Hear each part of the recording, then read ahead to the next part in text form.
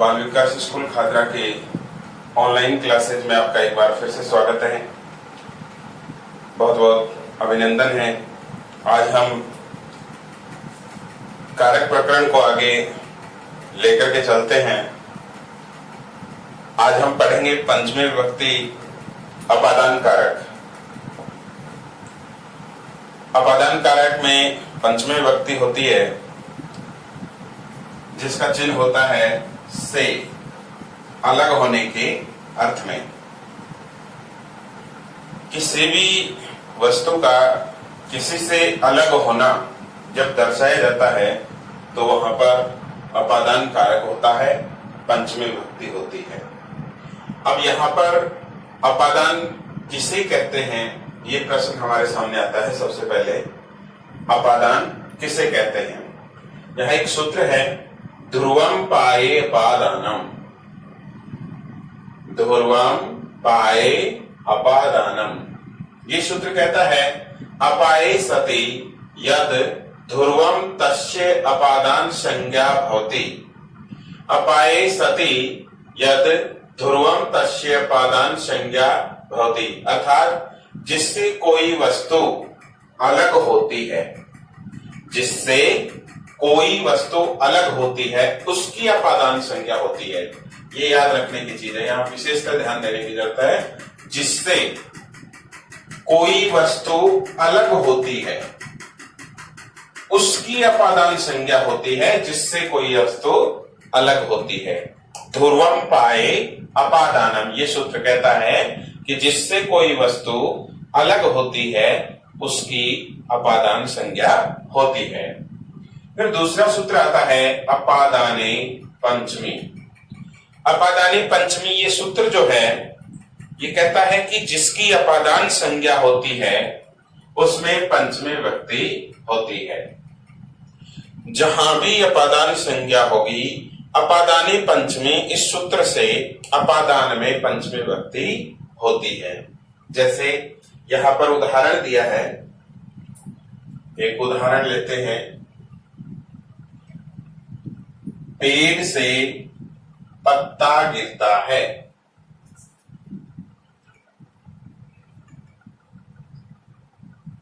पेड़ से पत्ता गिरता है, यानी पेड़ से गिरने की क्रिया हो रही है किसके? पत्ते की। तो पत्ता जो है वो पेड़ से अलग हो रहा है।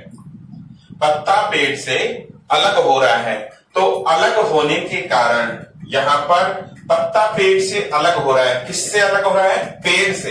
तो पेड़ की अपादान संज्ञा होगी, और अपादान संज्ञा होने के कारण अपादाने पंचमी से यहां पंचमी विभक्ति हो गई,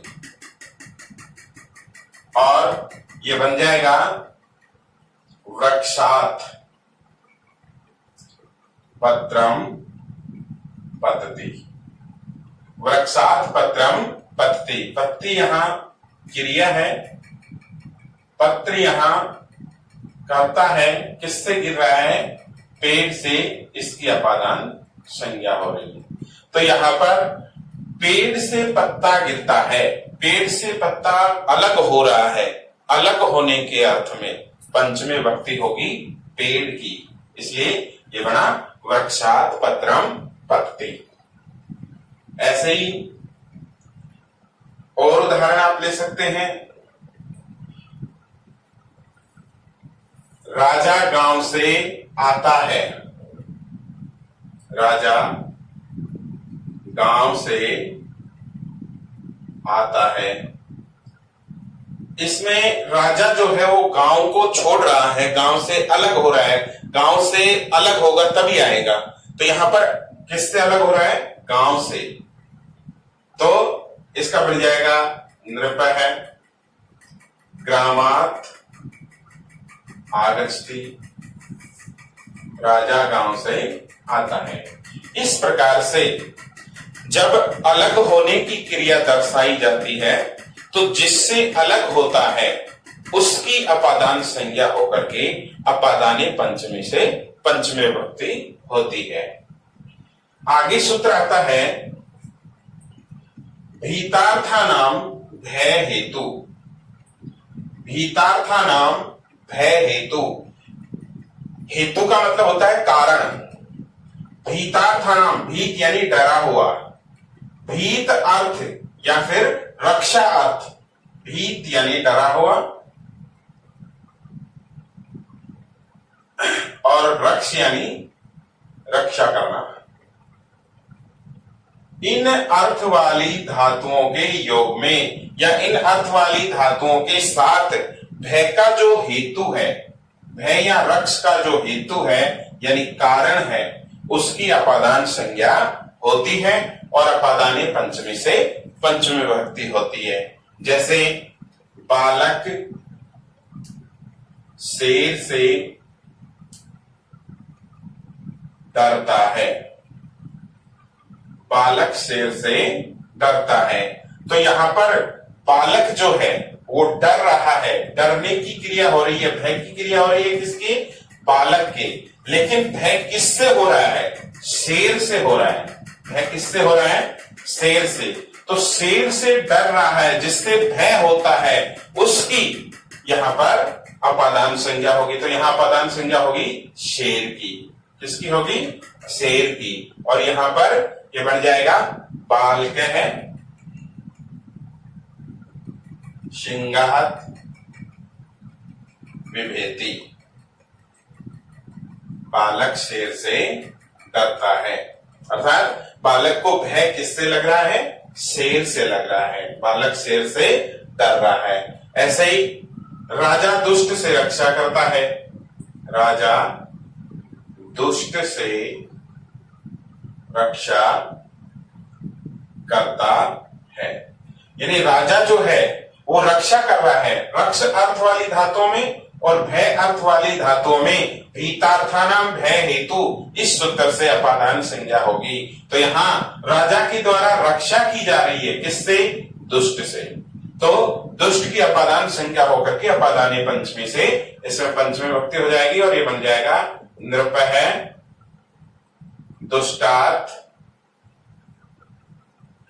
रक्षति, राजा दुष्ट से रक्षा करता है। तो हमें ये ध्यान रखना है कि जहां पर भय या रक्ष अर्थ वाली धातुएं होती हैं, उनके साथ जिससे भय होता है या जो भय का कारण होता है, हेतु होता है, उसकी अपादान संज्ञा होकर के अपादाने पंचमी से पंचमी विभक्ति हो जाती है।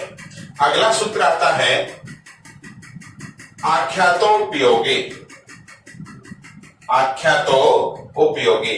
ये सूत्र कहता है कि जिससे नियम पूर्वक शिक्षा ग्रहण की जाती है, विद्या ग्रहण की जाती है, नियम पूर्वक जिससे शिक्षा ली जाती है, उस शिक्षक आदि की, जिससे भी नियम पूर्वक विद्या ग्रहण की जाती है, उस शिक्षक आदि की अपादान संज्ञा होती है और अपादाने पंचमी से पंचमी विभक्ति हो जाती है। तो आख्यातोपयोगी सूत्र कहता है कि जिस शिक्षक आदि से नियम पूर्वक विद्या ग्रहण की जाती है, उस शिक्षक आदि की अपादान संज्ञा होगी और अपादाने पंचमी से पंचमी विभक्ति हो जाएगी। जैसे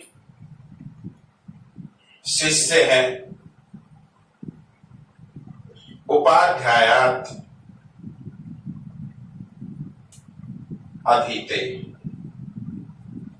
शिष्य उपाध्यायात् अधीते, शिष्य उपाध्याय से शिक्षा ग्रहण करते हैं। ऐसे ही छात्र है शिक्षकात्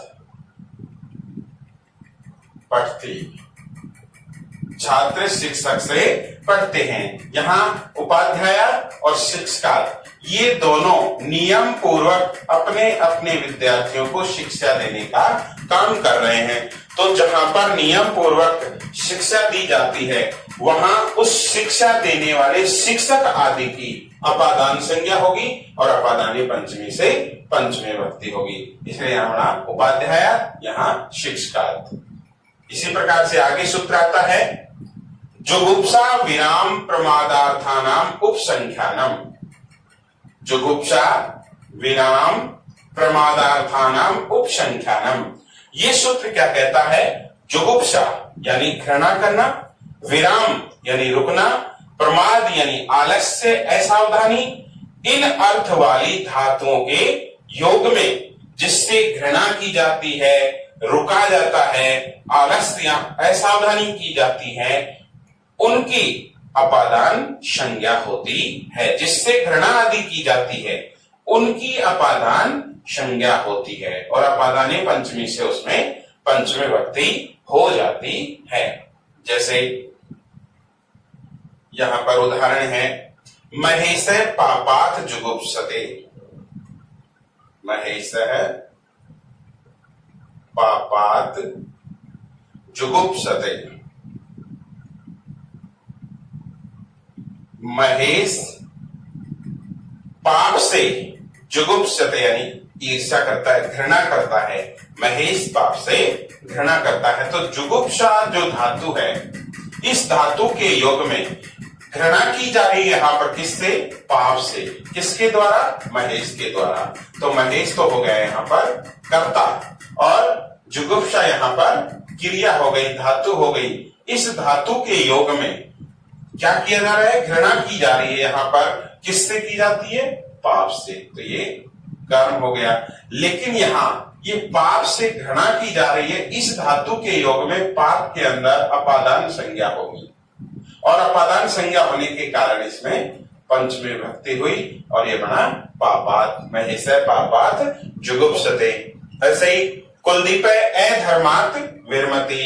कुलदीप अधर्म को अधर्म से रुकता है या अधर्म नहीं करता है। मोहन अध्ययनात् प्रमाद्यति।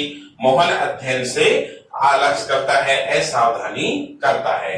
तो हमें यहाँ पर ध्यान रखना है कि जुगुप्सा विराम प्रमादार्थानाम उपसंख्यानम, ये सूत्र घृणा करना, रुकना और असावधानी करना इन अर्थ वाली धातुओं के योग में जिससे घृणा आदि की जाती है उनकी अपादान संज्ञा करता है और अपादानी पंचमी से पंचमी विभक्ति होती है। इसके बाद में अगला सूत्र आता है, 6वें नंबर का जो सूत्र है वो भूवे प्रभाव है। भूवे प्रभाव है। ये सूत्र क्या कहता है? भू यानी होना, भू यानी होना। इस भू धातु के कर्ता का जो उद्गम स्थान होता है, उद्गम स्थान, उद्गम स्थान का मतलब जहां से ये उत्पन्न होती है या निकलता है, निकलना, उत्पन्न होता है, जो उद्गम स्थान होता है उसकी अपादान संज्ञा होती है। भू धातु के कर्ता का जो उद्गम स्थान होता है, भू का अर्थ होता है होना, भू यानी होना। भू धातु के कर्ता का जो उद्गम स्थान होता है उसकी अपादान संज्ञा होती है कौन से सूत्र से?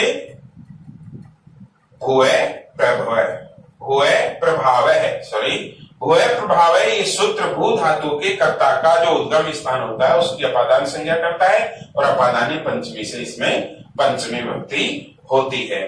जैसे यहाँ उदाहरण के माध्यम से हम समझे, गंगा हिमालय से निकलती है। गंगा हिमालय से निकलती है, ये उदाहरण है। यहां गंगा का जो उद्गम स्थान है, गंगा का जो निकलने का स्थान है वो क्या है? हिमालय। तो ये कह रहा है कि भू धातु के योग में, होना धातु के अर्थ में जो उद्गम स्थान होता है कर्ता का उसकी अपादान संज्ञा होती है। तो गंगा के उद्गम स्थान यहां पर किसको बताया गया है? हिमालय को। तो गंगा हिमालय से निकल रही है इसलिए ये इसका उद्गम स्थान हो गया और उद्गम स्थान होने के कारण हिमालय के अंदर अपादान संज्ञा होगी और अपादान संज्ञा होने के कारण इसमें पंचमी विभक्ति हो जाएगी और ये बन जाएगा गंगा हिमालयात। गंगा हिमालयात प्रभवती। गंगा हिमालय से निकलती है। कश्मीरात वितस्ता नदी प्रवहती। कश्मीर से वितस्ता नदी निकलती है। इस तरह से जो उद्गम स्थान होता है कर्ता का उसकी अपादान संज्ञा होती है, भू है, प्रभाव है, इस सूत्र से। अगला सूत्र आता है जन कर्तृ ही प्रकृति। जनकर्तृ ही प्रकृति, जन का मतलब उत्पन्न होना, उत्पन्न होना, उत्पन्न होना। जन धातु का जो कर्ता है उसके हेतु, हेतु मानी कारण, उसके हेतु, हेतु यानी कारण, उसके हेतु की अपादान संज्ञा होती है। जन धातु का जो कर्ता होता है उसके हेतु की अपादान संज्ञा होती है। जैसे गोमयात वृश्चिक है जायते, गाय के गोबर से बिच्छू उत्पन्न होता है। गोमयात यानी गाय के गोबर से, वृश्चिक यानी बिच्छू, जायते यानी पैदा होता है, यहाँ उत्पन्न होता है। तो यहां जन धातु के योग में, जन धातु के योग में इसका जो कर्ता है उसकी अपादान संज्ञा होगी।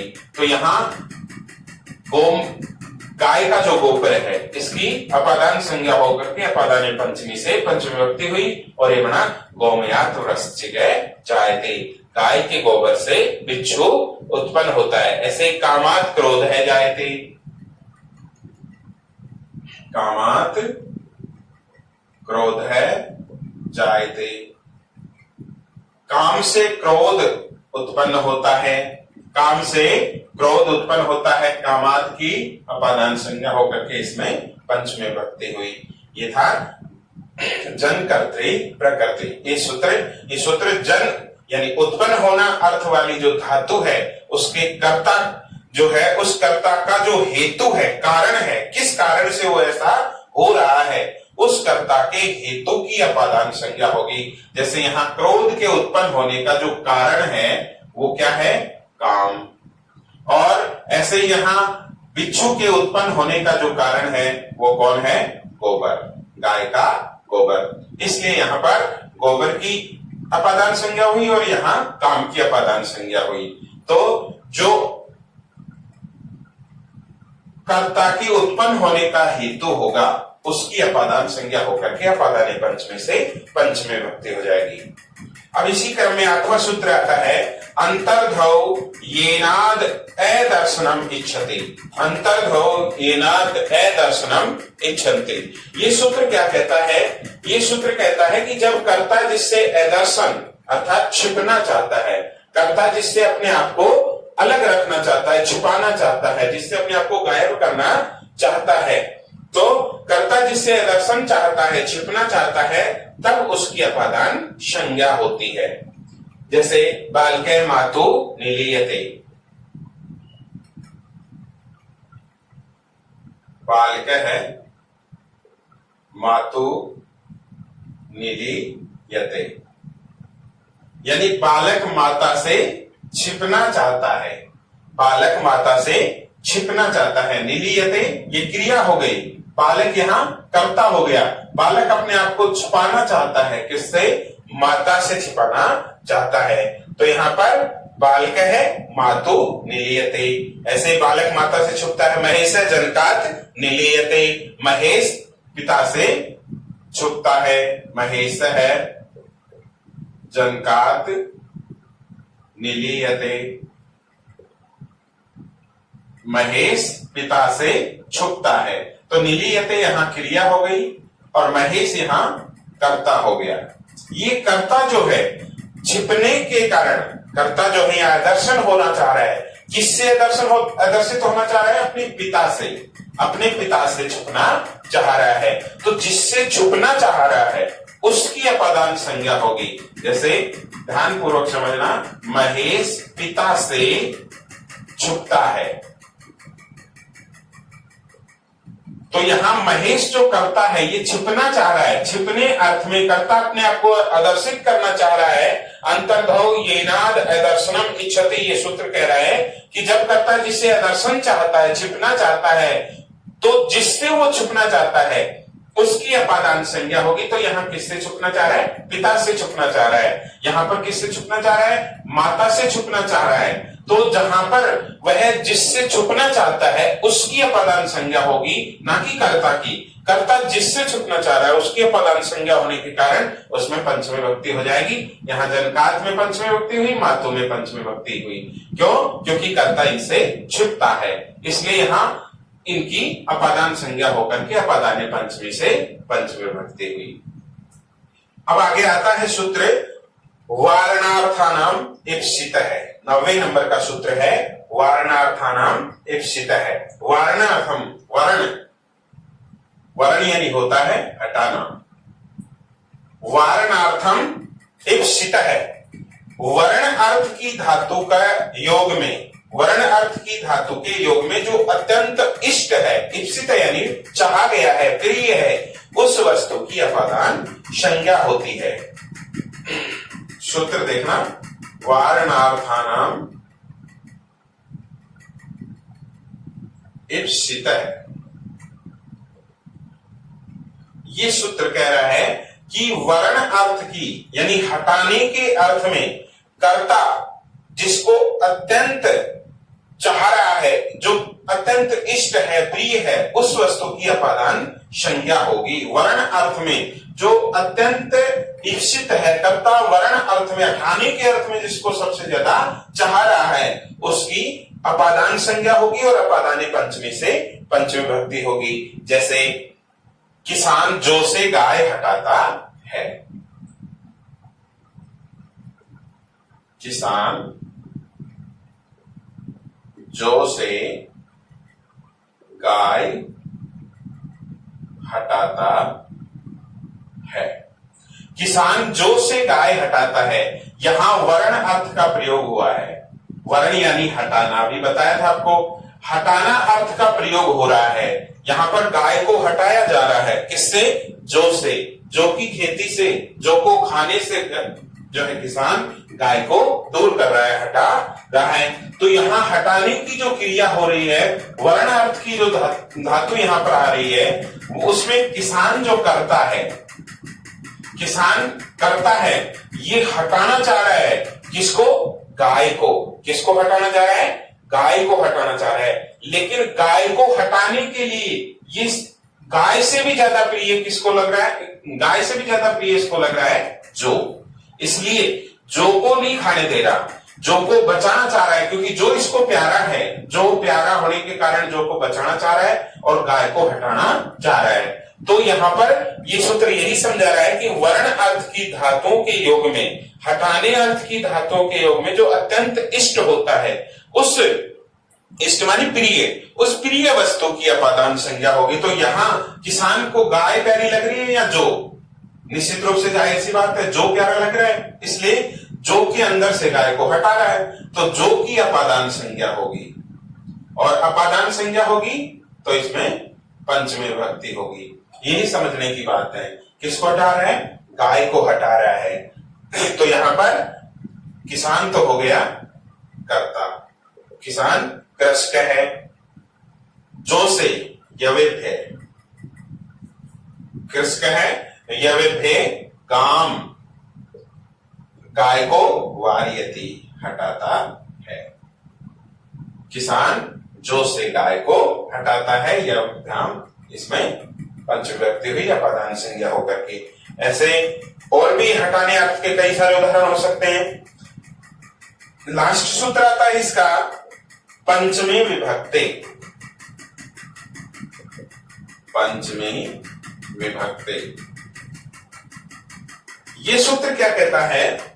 जब दो पदार्थों में किसी एक की विशेषता प्रकट की जाती है, जब दो पदार्थों में किसी एक की विशेषता प्रकट की जाती है, तो जिसकी विशेषता प्रकट की जाती है उसकी अपादान संज्ञा होती है और अपादान पंचमी से पंचमी विभक्ति होती है। पंचमी विभक्ति ये सूत्र, जो जब दो शब्दों में किसी एक की विशेषता बताई जाती है, तो जिसकी विशेषता बताई जाती है उसकी पंचमी विभक्ति कर देता है, उसमें पंचमी विभक्ति हो जाती है। जैसे राम श्यामात पटुतरे अस्ति, राम है, श्यामात पटुतरे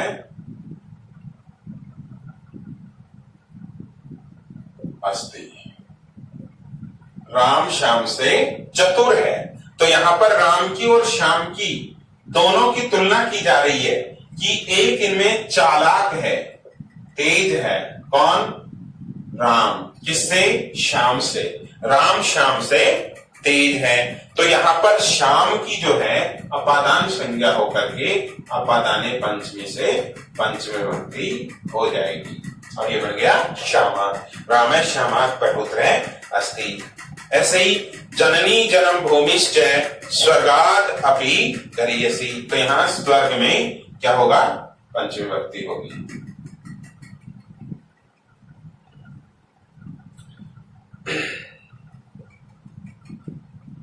और बन जाएगा स्वर्गात्। इसी तरह से कुछ और शब्द हैं जिनके अंदर अपादान कारक पंचमी विभक्ति होती है, जैसे रित है यानी बिना, प्रभृति यानी से लेकर, बहि यानी बाहर, पूर्वम यानी पहले, प्राक यानी पहले या पूर्व, अन्य यानी दूसरा, और अंतरम यानी बाद में, पृथक यानी अलग, परम यानी बाद। इन शब्दों के योग में भी पंचमी विभक्ति होती है, ये आपको याद रखना है। कौन कौन से शब्द हैं? रित है, प्रभृति, बहि, पूर्वम, प्राक, अन्य, अंतरम, पृथक, परम। इन शब्दों के योग में भी पंचमी विभक्ति होती है। जैसे दो उदाहरण यहां दिए हैं, ज्ञानात् ऋते मुक्ति न भवति, यानी ज्ञान के बिना मुक्ति नहीं होती है। ऐसे ही छात्रः विद्यालयात् बहिः गच्छन्ति, छात्र विद्यालय से बाहर जाते हैं। इन शब्दों के योग में